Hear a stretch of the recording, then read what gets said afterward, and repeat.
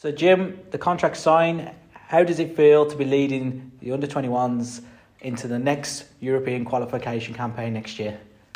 It's a fantastic feeling, and to be head coach of your country at any sport, at any given level, it's a fantastic privilege, it's an honour, and it's something that I'm exceptionally proud about. It's a dream job for me, managing young players, developing young players as best they can to help them in their next step to get onto the senior international team. It's still an underage team, so there's a lot of responsibilities that go with that. You're helping players grow technically, tactically, and get players to understand what it is and what it means to put on that green jersey every time you play for your country.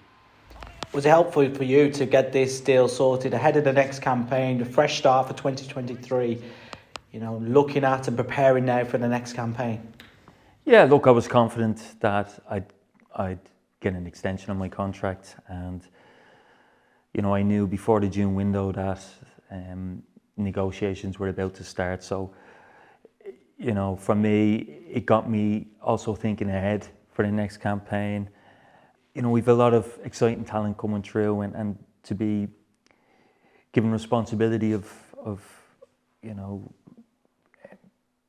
looking after these players it really excites me. It really does. And I've had numerous conversations with the staff post playoffs, and we went through the players in detail who are available to us, and they're equally excited with the prospect. So it's a really good group coming for the next campaign, and look, we wait in anticipation for the draw, which happens in February.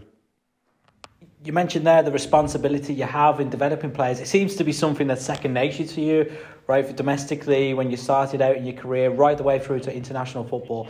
Can you just kind of speak about your passion for that and kind of what it is that gets you up in the morning about developing players for that senior elite level?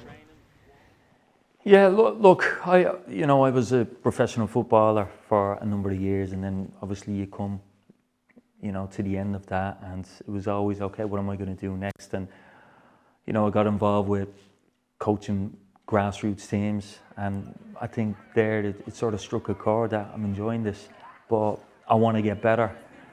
And in order to do that, I had to take our coach education pathway, which I learned a lot.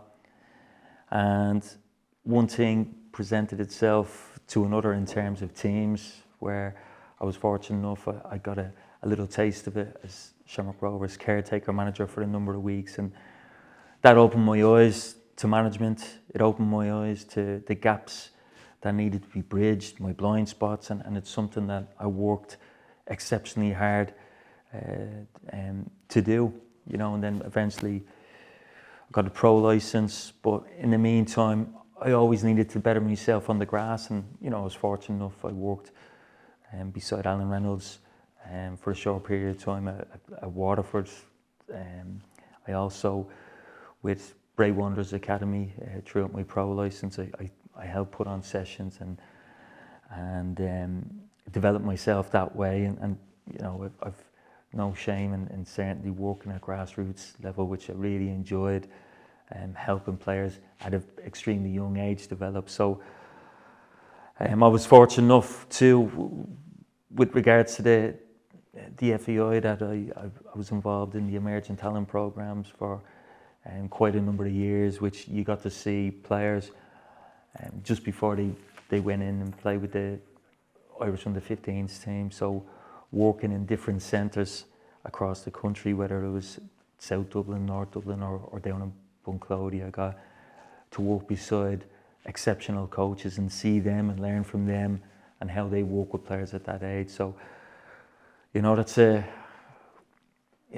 quite a number of years of experience, which has helped me. And even now, I've decided after the pro license that I just need to educate myself further. I'm doing a master's with regards to coaching science, and I've taken loads from that I'm now implementing in our current program with the 21. So I'm just one of these, like a lot of coaches that work in the association and in our academies and in our league here that just want to keep developing themselves and become the best possible coach that they can. Because I tell you what, here in Ireland we've a hell of a lot of really talented coaches. It would have been 6 months from Israel, from when we're due to play in March. Just how fired up and excited are you by the start of a fresh generation of under-21s internationals coming in? I can't wait. I've been, you know, I'm going to touch base with the bulk of the squad and to sit down and have a chat with them and sort of paint that initial picture of how close we got, you know, and we need to get the finals. We really do, because in terms of players being really stretched and we're there as a staff to support them, that's how players will develop, you know. And you know, you mentioned the playoffs there. To get to the playoffs was the first time in a number of years that we got to, the first time ever we got to the playoffs, and what the players would learn from that, you know, playing in a home game in Tala, and you know, we should have won the game. There's no doubt about it. I thought, you know, Aaron Conley was brought down for a penalty, which we didn't get. We missed some, you know, decent opportunities as well to bring with us in the second leg. But the players will learn from that in the same way they'll learn from playing in that away leg in front of 20, 25,000 hostile supporters.